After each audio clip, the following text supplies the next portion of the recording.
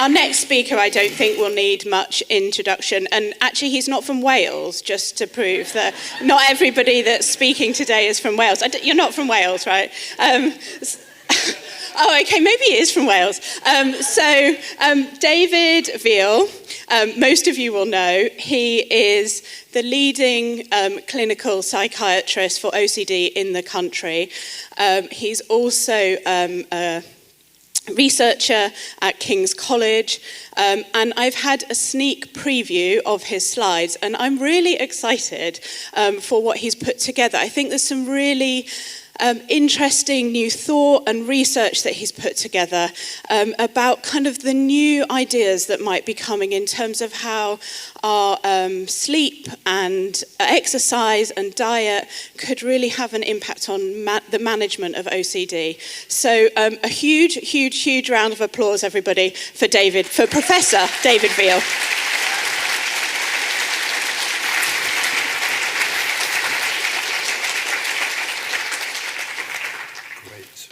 Thank you. That one works? Yeah. I pressed it the wrong way, sorry. Oh, wrong way. There we are. So, thank you very much. I was just thinking just now, our first OCD Action conference was in 1995. And I just want to check out who was there in Red Lion Square. There's a few old groupies. God, well, I think we've come a long way, actually, in 28 years. And I remember, I don't know if you remember, that the audience then was really quite, well, hostile, aggressive, because they were just so frustrated with the services being provided and the health practitioners and so on. I think we have moved on. I think there is a different atmosphere, but we've still got a long way to go. So what I wanted to try and explore today was about the role of lifestyle factors, particularly in helping to treat OCD. So this is a new area, and I felt I could sort of try and discuss it amongst friends and think about where we're going. So, look, you know the best evidence-based treatment is CBT therapy and SSRI medication. So what we're talking about is possibly whether there's something else in the jigsaw to try and help treat OCD and try to help reduce it. It's not going to be the cure, the treatment and everything else. We're just thinking about it as somewhere in the mix. So if you go into the world of GPs and primary care, they're very keen on lifestyle medicine these days. And there's a whole associations and societies and so on. And they generally focus on 6 pillars that I'll describe. What we haven't really focused on is the sort of role of lifestyle psychiatry, lifestyle psychology. It's much further behind, really. But so the issues are, the pillars that they focus on is about eating more healthily, staying active and exercising, sleeping better, improving social connections, reducing harmful substance abuse, and reducing poverty and social inequality. And I'm going to take us through each of those things and see what relevance might they have for helping people with OCD.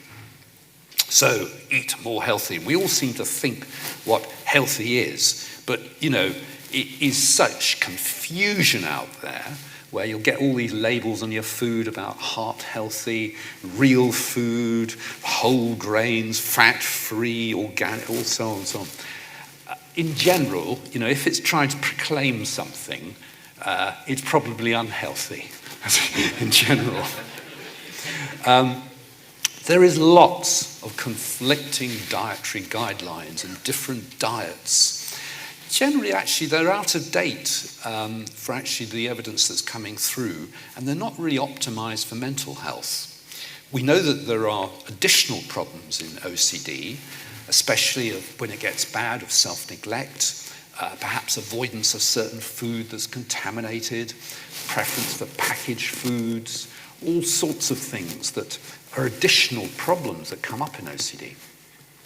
There's an emerging evidence for the role of the gut microbiota, and we'll be talking about that, and diet. There's a whole new book that's just come out on nutritional psychiatry. Most of this work has mainly been done in depression. And so the question is, you know, can we target OCD more? So we need to put this in context. There has been massive dietary changes in the last century. We've gone from whole foods to ultra-processed foods, a lot more added sugar, refined carbohydrates. We've gone from animal to vegetable fats. We've gone from much lower levels of omega-3 fatty acids to omega-6 in our foods. We've gone to grass to grain fed animals. We've got lots of new molecules in our foods, from food dyes, preservatives, trans fats. And it's all designed, and it's done a great job of being cheap, convenient, but also and very energy dense. That's the context in which what's happened. There's a massive rise in sugar, makes our food more palatable in terms of the amount of sugar that we consume. And we know that soda consumption is correlated with poor mental health, increased aggression and violence in young people. And what's also important for the brain is the role of omega-3 fatty acids. You find these particularly in fish, walnut, flaxseed, as opposed to the omega-6, because as you eat more of these vegetable oils, you'll get a much higher ratio of the omega-6. And that omega-6 has just also increased in the body fat over the years. So I'm just trying to highlight that there's massive changes have occurred in our diet. And the big thing that people are interested in at the moment is the role of ultra-processed foods. And at this stage, what we do know is that, of course, ultra-processed foods are convenient, they're cheap and energy dense. In the UK and most Western diets, they're about 50% of our diet is ultra-processed foods. Essentially, they are added sugars, contain sweeteners, colorings, additives, generally stuff you don't find in your kitchen. Yeah? And there are all sorts of potential problems, particularly of obesity and physical and mental health problems. So far, it's associations in terms of studies that have been done, but there have been some small now studies, experimental, where you could have two groups of people, for example, one of whom they both had exactly the same amount of calories and nutritional and so on in terms of the ratio of fats and carbohydrates. But if it's mainly made of ultra-processed foods, then that group would tend to gain more weight than the other group. So it's just emerging evidence at the moment. So one of the things that people would say if you want to eat healthily is to reduce your percentage of ultra-processed foods. These are all a lot of the bread that you buy in the supermarkets, a lot of your biscuits, a lot of your chocolate bars, a lot of anything, all your breakfast cereals, all comes under ultra-processed foods. So you want to try to eat foods and cook yourself the vegetables, the fruits, the legumes, the whole grains, the nuts, fish, and so on, which take more time, but they are going to help you perhaps probably in the longer term. Here's some of the evidence, certainly in depression. Here is a big study of 7,000 adolescents, and the teens here with the lowest quality diet, in other words, they're much more of those ultra-processed foods and so on, were 79% more likely to get depressed. And this is interesting, what we call bidirectional. That is, it's not just because when you get more depressed that you have a poor diet, as it were. This was done prospectively. In other words, they measured their diet before they got depressed, and that was then associated with subsequent depression. So there's some evidence there that eating crap food makes you crap. What about OCD? Now, this little study, the Australians are very hot on diet. This study here, they looked at people with OCD, not OCD, but these were sort of people in the community who scored highly on OCD questionnaires, but they didn't have a clinical group of OCD people. And in general, what they found was that lower vegetable and oily fish intake and lower moderate intensive physical activity predicted higher obsessive compulsive symptoms at follow-up. and higher intake of higher fat foods also predicted higher compulsions. So this is not what we call an experimental study where you randomize people and so on. These are all associations at this stage, but it looks interesting, and it's the sort of study that then says, oh, let's see what we can do about it, see what happens. There have now been big experimental studies, small experimental studies in depression. Again, it's the Australians that are leading the way. This was the first dietary study in people with depression, and they compared a healthy diet, Mediterranean diet, with social support, and was able to demonstrate that actually just doing this very simple Mediterranean diet was more effective than social support in treating depression. And that was then replicated by another Australian group.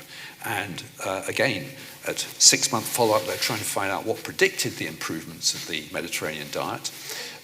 It was more vegetables, more fruit, nuts, legumes, whole grains, and vegetable diversity, and less unhealthy snacks and red meat. And the reduced depression was correlated with increased vegetable diversity in nuts. So a lot of people think that this may have something to do with improving your gut microbiota and reducing inflammation and so on. Could this sort of thing help in OCD? That's to be tested. So one of the things I referred to was your gut microbiota, and that's influenced our own practice at our anxiety disorders residential unit. We now have a gut cafe where people are having these gut-healthy foods.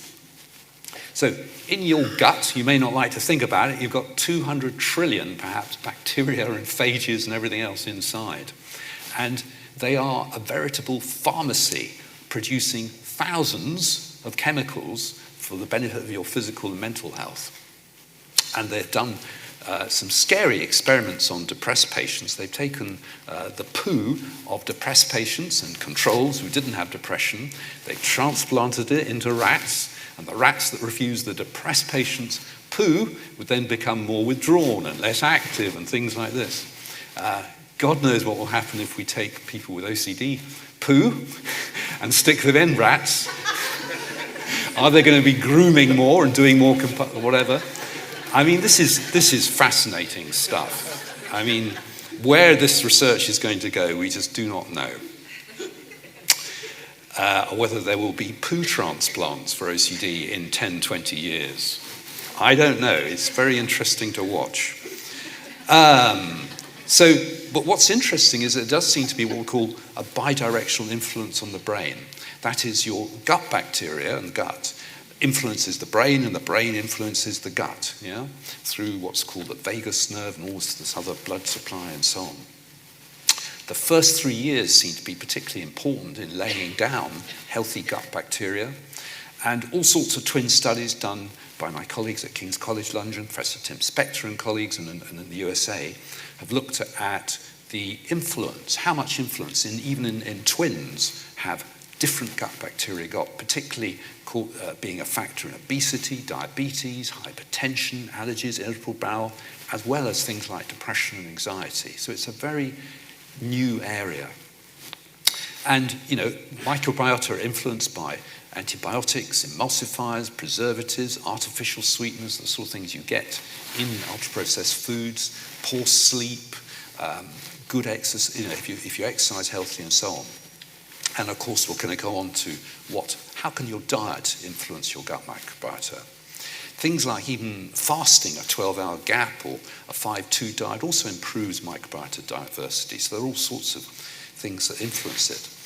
Professor Tim Spector has a particular story about putting his son on a Big Mac diet for 14 days and completely devastating his gut microbiota. I don't think he's ever forgiven him. So how does your nutrition, your diet, influence your gut bacteria? Well, eat more prebiotics. So this is particularly fiber. If you want to get perfect poo, this is essentially foods which are high in things like inulin, oligosaccharides that feed your gut microbiota, things that you can't digest, but your gut microbiota think it's wonderful. In general, raw is better than cooked foods. Things which are very high in these things are chicory root, Jerusalem artichoke, not, that's why they're called fartichokes. That's not for a good reason. Dandelion greens, garlic, leeks, onion, asparagus, whole wheat flour, barley, oats, bran, banana, apples, cocoa, and human breast milk. So these are all things which have high in these fibre, which the gut bacteria just love, and they will increase in their diversity and get more and more good bacteria. So the other things that the gut bacteria love are things which are polyphenols, and you might have heard this phrase, eat the rainbow, yes? And these are what are also dietary antioxidants, and they will help to lower your cholesterol, lower BP, blood pressure. In general here, it's more vegetables. It's, the government says 5 a day, NHS, but actually you'll do better to try and aim for 40 to 50 different ingredients a week if you really want good gut bacteria. And you can include all these things from spices, cocoa powder, very dark chocolate, certain black elderberry, pomegranate, grapes, citrus fruits, lots of legumes and beans, flax seeds, nuts. You can have a ball, even red wine. And then, of course, the other side is trying to eat more probiotics to keep topping up your bacteria. And this is your live yogurts and cheeses. It's all the K's, so kefir, kombucha, kimchi, kvass, sauerkraut, and the miso and the tempeh. These are all stuff that you can start to experiment with, but they're great for getting in more bacteria into the body. So, watch this space. There are lots of OCD, type questions, research questions. How is diet and OCD different? Is the gut microbiota in OCD different? Been a few early studies suggesting it is, but that's the same actually in depression and in anorexia. All sorts of things are coming out. And then what we're going to be looking at is whether a personalised nutrition program, this is the Zoe app, some of you might have used it, improves symptoms of OCD. As I said, it's not going to cure it, but can it actually improve it? And this is an app that's been developed by Tim Spector and colleagues at KCL in the USA. And they've got data now on 10,000 people from their diets that they've been using. And then on the basis of that, and you take a standardized muffin, and you can measure your blood glucose and measure your fat and so on, and they measure your poo sample. Then they can score all the foods, everything, as to which ones should be particularly healthy and helpful for you. So it's that sort of thing. I think, would be of particular interest. Could it help? Help to treat OCD. So the second pillar is stay active and exercise. Again, there has been some actual experimental studies here with various colleagues who are one or two in the audience, I think, and they came to the conclusion when they looked at all the studies that had been done, there was some reduction of OCD symptoms. But the trials at this stage are still quite small, what would be in scientific terms, a risk of bias, and it's not conclusive. I think there's probably some other things going on here, particularly the importance of being active and doing things generally. It's probably got nothing to do with getting fitter as such, but just doing things, being active. The question I always have is, how do you get to people to regularly adhere to exercise? I find it difficult enough. I have to incorporate it into my lifestyle in terms of cycling to get from A to B, but getting me to go for a run or getting me to go regularly, certain things I find really difficult, because even though after you've exercised you feel great and feel good, it's the prospect of it, that's really difficult. And how often you do it. So it's tricky, I think, for many people. Sleep better. Well, again, what we do know in OCD is that many people with OCD have difficulties in sleep because they have a reduced slow for sleep time, and what we call sleep efficiency is much lower. In other words, they spend a longer time in bed and shorter hours of sleep. And some people have what we call delayed sleep. In other words, they go to bed, end up going to bed later, and probably because of their compulsions. So we know that sleep is a problem in OCD, but it's often not perhaps targeted in treatment. We know that there are good treatments for insomnia with good sleep hygiene, can improve symptoms of depression. And I'm just highlighting it's often not done or targeted in OCD. We know that from one study, an inpatient program, where there was a set lights out time, got better outcomes compared to programs without a set lights out time and getting up at a particular time in the morning. There is, if you want to get advice on getting a good night's sleep, you can look at a video I've done on YouTube just called Getting a Good Night's Sleep. What about improving social connection? And you can see they're all on the phone and not actually very much connected. This is the issue, isn't it? So look, we know that there's a problem in OCD. Many people with OCD are lonely and cut off from their peers. And we know that loneliness is a risk factor in depression. And we know that better social connectedness reduces depression and anxiety, independent of your age, class, and lifestyle. We've got no good studies on this in OCD. And you know, everybody's connected in social media. It's probably not adequate for actual social connection. And this is great, these sorts of conferences for getting connection, and all the groups and things like that. But, you know, it's absolutely crucial. Number 5, reducing alcohol, harmful substances, as you heard this morning. So there does seem to be some sort of functional relationship between alcohol substances to reduce OCD. And many people, well, some people with OCD may use alcohol substances in the short term to reduce anxiety, and it seems to help in the short term, but of course it causes all sorts of other unintended consequences and so on. And that rebound effect when you stop drinking. There are other alcohol alternatives. You'll be hearing from Professor Nutt in a minute about psychedelics, and he's developed Sentia, which is alcohol-free and but still stimulating your GABAergic neurons. There's all sorts of interest. You know, I know people use cannabis and say that it helps their OCD. We don't really think so in the longer term. There is a lot of interest in medical cannabis. There's sort of short-term case series and so on people report, but there's no controlled trials or what the effect is in the long term. So it's generally still not something that's advised. Lastly, reducing poverty and social inequality. Well, we know that deprivation is associated with depression, anxiety, chronic pain, and probably OCD. You know, we know that OCD impacts many life opportunities, social and family life, education, employment. And so how can we improve these things?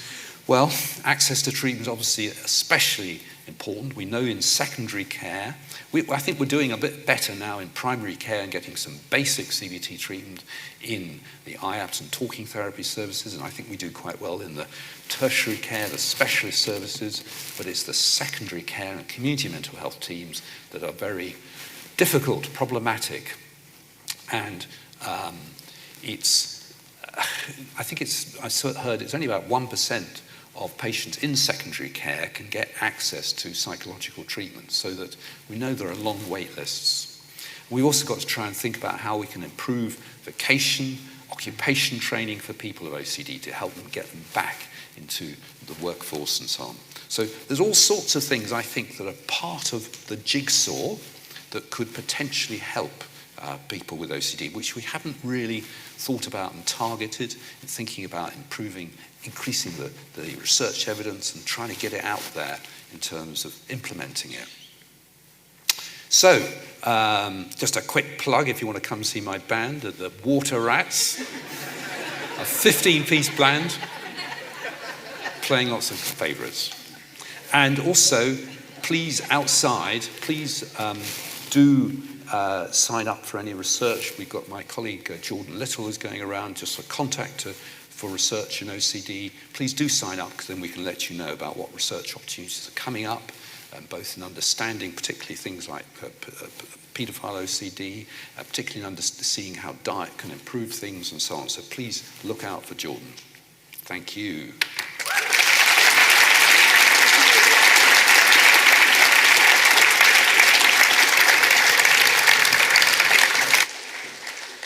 thank you ever so much to Professor David Veale. Wasn't it wonderful to get all that insight? Yeah, another massive round of applause.